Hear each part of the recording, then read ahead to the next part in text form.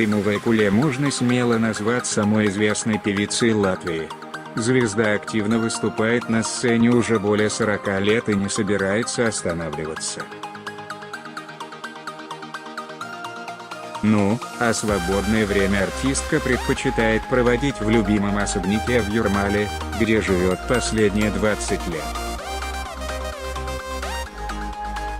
Все поклонники Вайкуле знают, что она является настоящей патриоткой, активно развивая культуру в родной Латвии.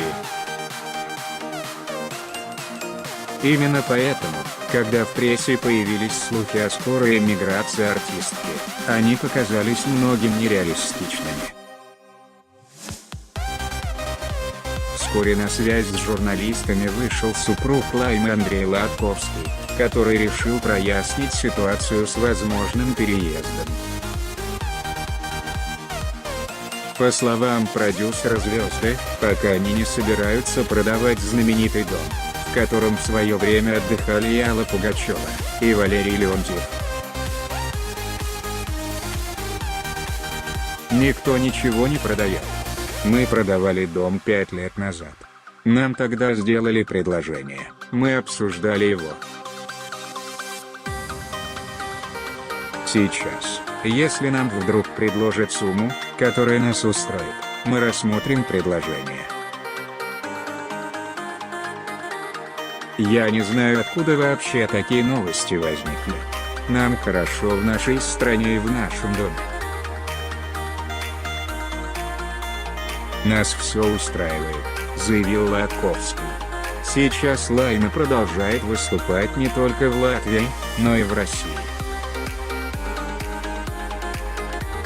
Артистка неоднократно признавалась, что обожает сцену, и не может представить жизни без творчества.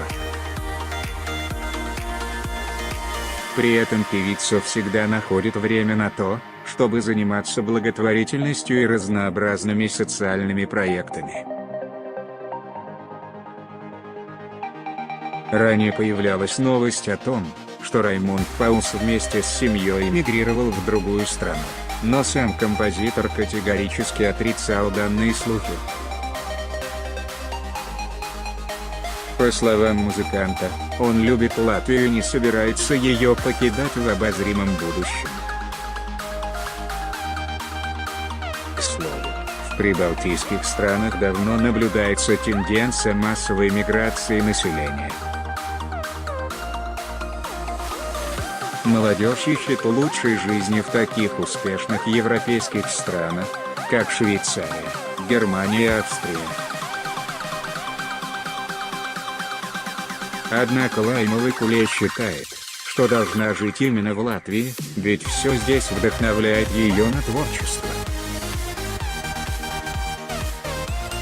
Общаясь с КП, супруг артистки не пояснил, почему некоторые СМИ сообщили об эмиграции звездного семейства. Вполне вероятно, это связано с тем, что Лайма и ее муж все-таки рассматривают вариант продажи любимого особняка. Возможно, что в будущем Вайкуле может перебраться в Ригу, ведь она довольно часто вынуждена ездить в столицу Латвии по работе.